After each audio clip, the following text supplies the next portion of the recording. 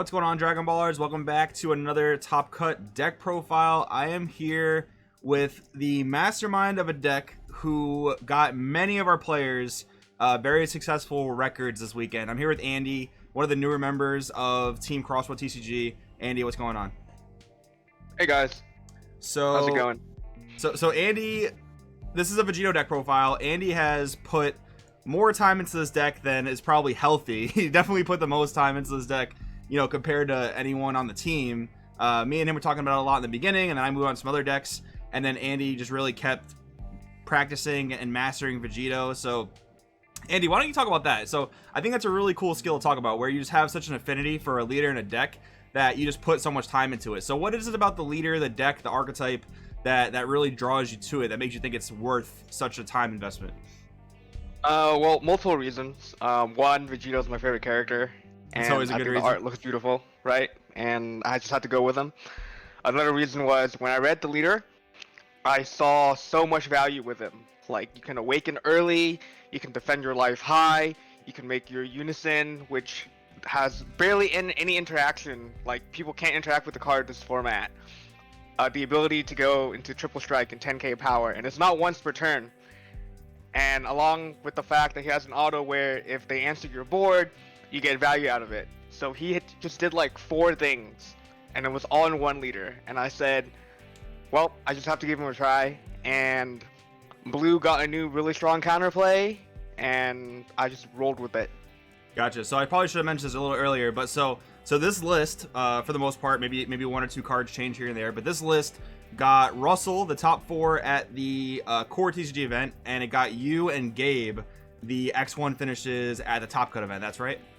That's correct. Cool. So yeah, the X1 thing with the Top Cut event is unfortunate because a lot of X1s bubbled out of Top Cut, so that was kind of unfortunate breakers, but still a super successful finish overall for all of our teammates that played the deck, even though there's some unfortunate bubbling. But this deck list is super good, and I really like it. So let's go on and see what we're working with here. So the standard stuff, 4 Bean, 4 D Magic. Now talk about the 2-2 super combo split, because I still like 4 Zamasu super combo, but I know you're dead set on this split. So talk about why you like it so much. Okay, so I have this weird thing where I like to still draw with my super combos. Who likes to do that because anymore? Unbelievable. I mean, well, the deck defends life really high, so Yeah. you tend to have like less cards in hand because you're not grabbing cards from your life. So you want to maintain your hand size a little bit, and sparking super combo seems like the right way to go. And now for the Zeno super combo, it's a tough choice between running a Zeno and running Zamasu super combo for Goku hit. And it's like a love-hate relationship with me for Zamasu super combo, because later on you guys will see that the deck will run the Zeno Unison, and he will ramp a card from the top of your deck. And when you ramp into a multicolored card, it comes in tapped, Yep. and it feels really bad. And so I opted to go with Zeno, because early on he can use as a cantrip, and when your life gets low enough, you can combo him defensively, and you can do really cool plays like pick up a card from your energy and put a card back down in active mode, and then proceed to use the card you picked up for better value later in the game. Yeah, so I mean, in testing, I've seen Andy like put down dead unisons in his hand as energy, pick up a 5k or even a 10k, so it does end up working out pretty well for sure. So here we have 1 All Too Easy. So before we get into the unisons, talk about why you play the 1 of All Too Easy. The 1 drop negate is, I think, really important in this format because, there's a lot of decks out there that just can't kill you if you have a drop negate that's always live that you can always use. Decks that like play Zeno, they can rip the drop negate out of your hand, and you can still have 1 negate. You know, it gives you some form of defense. Against Reboot Gohan, you can negate when you want to, and against Apex Victory Strike, like if they look at your hand, they rip your negate, well, you know what, it doesn't matter, it's still live, you can't just instantly die to that. Very cool. Yeah, no, I think it's good too. I think the drop area negates are very good, especially with hand control being so prevalent. So with the unison lineup, I mean, it seems pretty standard as far as Vegito goes, but anything you would have maybe changed about it? Maybe 1 less Go tanks, or it was just perfect the way it was? The ratios are perfect, 4 and 3. The deck needs Zeno to function. Without Zeno, the deck doesn't really work. Gotcha. Yeah, that turn 3 Obuni, as as being one of the staple plays. So we have the 4 Obuni, that's pretty standard for sure. I do definitely want to talk about the 2 at all costs and the SS4 Gogeta. So first we'll talk about at all costs. So you actually turned me onto this card in the deck. I didn't think it was that great at first, but after you explained it, I was really a big fan of it. So why don't you explain it? So at all costs, Vegeta, he was a card that was very powerful when he came out, and throughout the formats, he got weaker because he was unprotected. He had no deflect, he had no barrier, and when we hit counterplay meta, he was just too costly to play for 4 and just to get denied. And in the current format, you can create an environment for him to land safely, where you get your opponent's unison down to 1, or you kill it, and now he's not vulnerable to counterplay, and he can come down. And the idea is he synergizes great with your Zeno unison, because on turn 4, after you staff your Obuni and you have your board, and they're worried about clearing your board and they haven't touched your life, you can play this dude, and you can ramp off of Zeno, and now you have 5 energies. You can do the activate main, pick up your life as a resource, and get full value out of his effect on turn 4. And not only that, you have 2 energy open, and you can still spend it on giving your unison triple strike. You can use it on a draw ape in your drop. You can do a lot of things that turn, and then you recuperate your hand. Gotcha, yeah. So in those matchups where you are not seeing a lot of your life, and they're kind of maybe trying to stall you in a way, you can use that to get your life, which is really good. So SS4 Gogeta is a card that definitely has drawbacks. It stops you from playing other battle cards once you drop it. It does have a very devastating effect when you play it, but I think this deck it mitigates that drawback a lot, because you put so much effort into your unisons. Your unisons are a big workhorse in the deck, given the triple strike, trying to go for game that way. So maybe that's one of the reasons, but talk about why you went with this SCR over any other SCR like Smoke Dragon or Negative Energy Ball and stuff like that. I think Gogeta SS4 was made for a Vegito leader. The fact that the permanent does not hinder you even one bit. Like, once you play him, you don't really care about playing battle cards or comboing battle cards on board. And the fact that he's a really big tempo swing when you play him already makes him good. But afterwards, you can just focus on playing your unison. Like, every turn you turn him sideways, and you play Gotenks unison, you turn him sideways twice. And if they don't negate any attacks, like, you can just give your unison triple strike, or they're just taking really big damage each turn. And I don't play other secret rares because I feel like the other ones have no protection, so you can tap 5 for it, and they can counterplay it, and you won't get its full effect or something. It's very vulnerable, whereas Gogeta is an activate main, so no matter what you do, you resolve as much of the effect as possible. So even if they do counterplay it, you still do as much of it as you can. You still draw 2, untap 2, they warp 2, and warp 2 from board. For sure, yeah. I think in this deck specifically, I think you put it a really good way. I think it is very solid in Vegito. So here we go with some of the utility cards. We have the 4 Rhoda for getting Self-Awakened. Now, for the longest time, all of us on Vegito, me, Andy included, we were playing 2 Jill Call, which is the other blocker from the Draft Box 5. But Andy, you actually went with 4 Android 16 in this build. So what made you want to make that change? Did you ever miss your turn 1 blocker, or it worked out? Well, the logic behind it is Android 16 is probably the most crucial enabler of the deck. Where if you don't see Rhoda turn 1, and you don't see Rhoda turn 2, or if you ramp off an off-color energy off of Zeno, you have a free blocker, because the way the interaction works is if you place one of your energy in your drop area by your own skill, you can play Android 16 for free as a free blocker. So at the end of your turn, when you lose the energy off of Zeno, 16 can come in for play. And when you don't see your 1-drop blocker, you have Zeno Unison, and the deck only needs Zeno to function. At the end of your turn, you can play a free blocker, and no matter what, now you have a guaranteed awakening. Gotcha. So saying that the deck needs Zeno to function, let's say, if you don't draw Zeno, do you full mulligan, or if you see a Rhoda, do you keep the Rhoda and then just mull the rest? Or is the Zeno so important that you even send the Rhoda back? For me, if I see Rhoda, then I would keep Rhoda, because Rhoda allows me to dig 4 cards deeper into my deck. Right. Because I can awaken very quickly.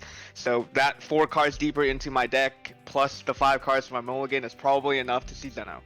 Gotcha, very cool. Alright, so next up, 3 Infernal Ability Cells. So I think most Vegito players will play comp to play Gohan, but you opt to play Infernal Ability Cell. Talk about that a little bit.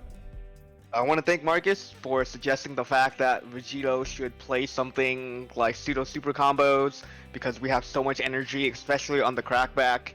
Um, and the reason why I choose not to play Raging Spirit Sun Gohan is because I'm already spending a blocker each turn, basically, to utilize my leader ability, and my leader ability is only once per turn.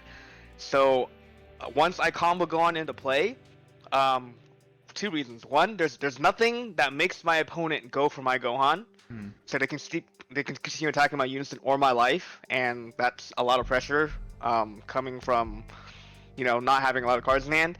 And the other reason is even if they do kill Gohan the same turn it comes out, I already used my blockers effect to utilize my leader effect for that turn, so I'm not gonna get full value out of it. Gotcha. Yeah, that makes a lot of sense. I mean, timing that kind of perfectly where, yeah, you only have your leader effect once per turn, so why play the Gohan for it just to die when you're not going to get any value out of it? So I do like that reasoning a lot. So this page right here, I think, has to do a lot with the fact that the tournament is best of one, but there's some big changes here. So the one Secret Identity Mass Saiyan, why did you want to go with this Overwhelm one of specifically? To be honest, the deck should run two of this because it was the best of one. We tech one Absolute Confidence, but if it was in any other format, we would just run two of this and we would side Absolute Confidence. I think the Mass Saiyan Overrealm is a very, very good power creep version of the very OG Mass Saiyan Overrealm. This one is free and you get to warp up to 6. And what's really important is that the deck doesn't really utilize a lot of drop, so you don't really need to maintain your drop outside of draw ape and maybe your drop negate, but even then it's not that important. So you don't really care about losing your drops. You want to utilize as much of your deck as you can. And this dude says, I come out for free and I get to remove like up to 6, and he's a token sweeper, and I think token sweeping is very important in this format because of Meta Cooler and Obuni and stuff like that. And he's just really good. Solid. He doesn't hinder the deck in any way. And then why did you decide to main the one of Absolute Confidence for this tournament? I want to thank Marcus for this because he was playing it during the core event as well, and he was using it as tech against Vegito players like myself. And I thought it was really funny that if I run into other Vegito players and I have this as a tech for a best of one event, it would just be really cool if I get to use on them as well. Did you end up using it? No, I didn't. I actually never came up because I never played against another Vegito. Gotcha, but at least it was there in case you did. And then the two Android 17 turning the tide. I actually never saw this in your list until this weekend. So what made you want to main deck this card? I played this card for like last week at my local tournament and a couple other best of 3 tournaments, and I think he's just a really good alternative win con because when you get to a certain point late enough in the game where you have your unison established and you have a Boonie and a couple of tokens on board and you have this overrealm from the Mass Saiyan, and your opponent is already at 3 or less life, you can just play him, has deflect, your opponent can't answer it, and then everyone loses their hands and you pretty much win right on the spot. They can't do anything about it. Gotcha, yeah, they pretty much, because you're going to go with the crit on this guy and then the Obuni token, 25k on the Secret Identity, so yeah, that's pretty good game ending power. And actually, after last weekend's top cut of the other events that happened last weekend, all the games seem to be going super late. So that actually is a very good meta call. So moving on, we have 3 Sand Instincts. Staple makes sense. 4 God Sealing Trunks. And then the 1 SS2 Trunks Heroic Prospect. So I want to give this thing a real quick read. I don't think people were really thinking about this card too much. So counterattack, you get the attack, play it. Permanent during your opponent's turn. If you have a blue unison, it's a 2 cost. Auto, when this card's played, your opponent can't attack with battle cards. Energy cost greater than their current energy for the turn, unless they choose 2 cards in their hand and place them at the bottom of the deck in any order. So this is a more specific topo. You have to have a unison. Your opponent has to be attacking with overcosted battle cards. So what was the reason you teched this one of? Is there a certain matchup or a certain scenario? What was it? This card against yellow, I think, just absolutely destroys yellow. Yellow likes to cheat things out for free with their Raider's Warcry, with their 7-drop Go tanks that they can play for 3. Sin Shenron, they'll play on turn 2 and he's a 9 cost. And it just prevents yellow from further with the early game aggression. And it was just a one of because we already run 4D magics and 1 drop negate. And I felt like 6 was the perfect negate number for the deck. I originally had it at 8, and it went down to 7, and 7 felt okay. And I realized throughout the entire weekend on my local tournament, I didn't really play it, like, I didn't negate that much either, so we went down to 6, and 6 felt like the perfect number. Yeah, you were playing Roshi negates before. You didn't feel like you missed them at all? I feel like Trunks is definitely the better one-drop negate once you have your unison established, compared to Roshi. But honestly, I feel like those two cards are interchangeable because most of the time you won't even need to utilize his full effect anyway. So he just becomes a one-drop negate. That's a 15k body on the crackback, which is still pretty good. Gotcha. Sounds good. So Andy, that's the whole deck list in its entirety.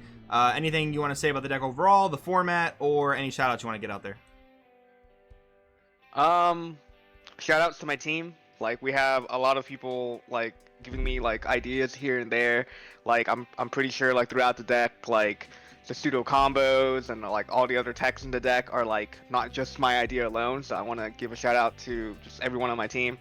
And other than that, like, I think the format is a lot different than what people were to expect. Like, people were saying how like green is very strong and yellow is very strong, and I do think those colors are very strong. But I think blue is probably, if not the strongest color out there, because I think looking at the screen right now, like the future boy from the boy from the future in the middle right there with the counterplay, like he's like a free cold bloodlust. Yeah, he's a strong boy. He's a strong boy. He is so good.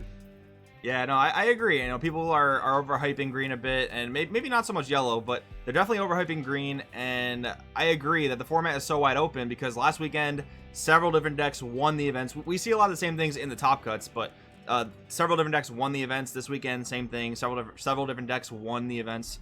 So yeah, I definitely agree, Andy. But Andy, thank you so much for your time, and we will see you guys next time.